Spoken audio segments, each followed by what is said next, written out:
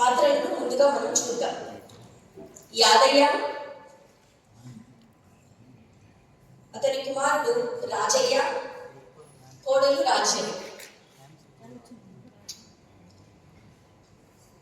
ఇక next generation Rajaiah యొక్క కుమారుడు రాజు, కుమార్తె సీత, కోడలు కమల.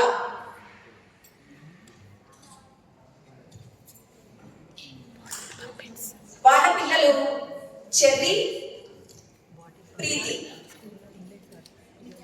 సో ఈ పాత్రలు ఈ కథనాన్ని ఎలా ముందుకు తీసుకెళ్తాయో వారి సంభాషణ ద్వారా తెలుసుకుందాం.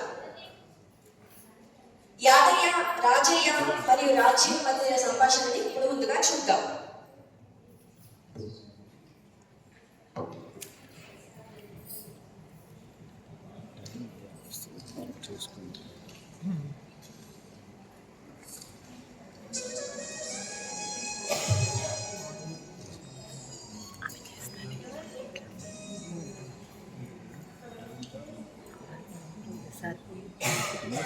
రాజ్యం, రాజ్యం ఎక్కడున్నావు?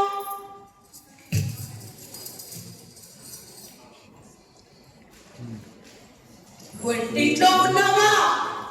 ఒకసారి బయటకి రా.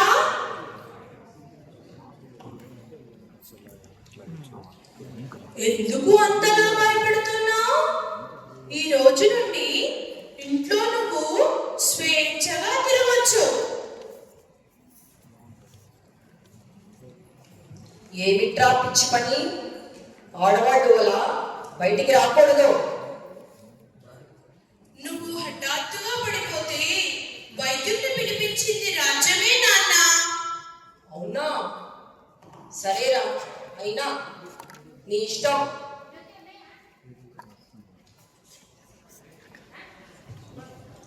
నాన్న, నేను కూడా చదువుకుంటాను నాన్న. ఆడపిల్లలు బయటికి రాకూడదు, లోపలికి వెళ్ళు.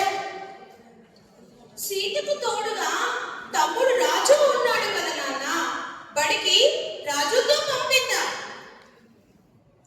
ఏమోరా, మీ ఇష్టం. ఏం చెప్పినా విన్నారు కదా.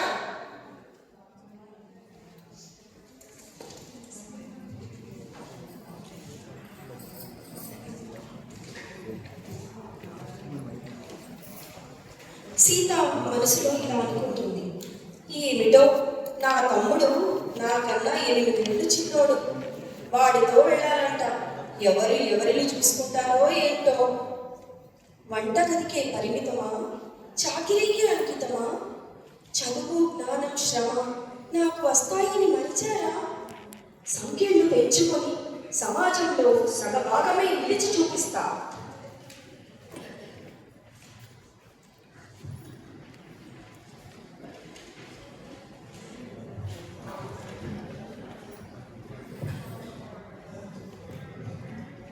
రాజు మనసులో అక్క గురించి ఇలా అనుకుంటున్నాడు. మా అక్క చదువుకోవడానికి చాలా కష్టపడింది. ఏం లాభం? అత్తారింట్లోనే ఉంటుంది. కమలా, ఏం చేస్తున్నావు? వంట చేస్తున్నానండి, ఏమిటో చెప్పండి. నువ్వు పియూసీ వరకు చదువుకున్నావు కదా? అవునండి, ఎందుకండి అడుగుతున్నారు? మా ఆఫీసులో ఉద్యోగం ఉంది, చేస్తావా?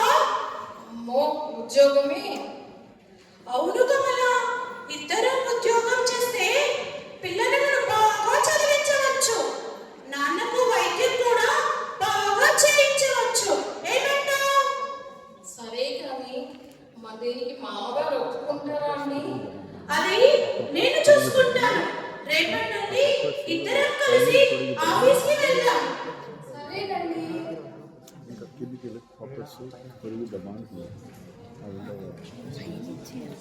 రాజు, కమల, వాళ్ళ పిల్లలు చెర్రి, ప్రీతి సాయంత్రం ఇంటికి వస్తారు. యథావిధిగా కమల మళ్ళీ ఇంటి పనుల్లో మునిగిపోతుంది. అలా అలసిపోయి పని చేస్తున్న అమ్మను చూసి చెల్లి ఇలా అనుకుంటాడు. చాలా అలసిపోతుంది అమ్మ. ఏమిటమ్మా అలసిపోయినట్టున్నా? అవును నాన్న, ఆఫీస్లో చాలా పని ఎక్కువైంది. నాన్న, అమ్మకి నువ్వు సహాయం చేయవచ్చు కదా?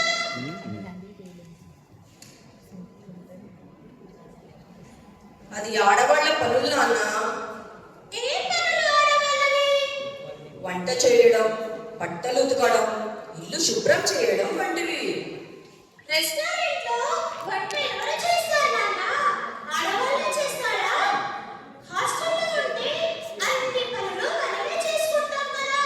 చదువులో పనిలో తేడాలు ఎందుకు నాన్న?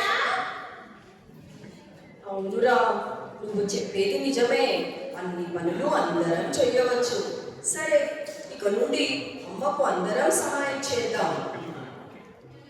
వద్దులేండి, ఎంతైనా పాతకాలం నుండి వస్తున్న పద్ధతులు కదా, నేనే చేసుకుంటాను. తరం మారుతున్న కొద్దీ అవసరాలను బట్టి మార్పులు సహజం. నువ్వేమీ దిగులు పడకు కమలా. మన తర్వాతి తరాలు మారాలంటే ముందుగా మనం మారాలి. అప్పటి నుండి పిల్లలకు పని విద్యను సమానంగా ఇద్దాం. ఇంటి నుండి మొదలవ్వాలి మార్పు. ఆడ మగ అనే భేదం వీడు. ఇద్దరికీ సమాన అవకాశం ఇవ్వు. ఉన్నత సమాజాన్ని నిర్మించు.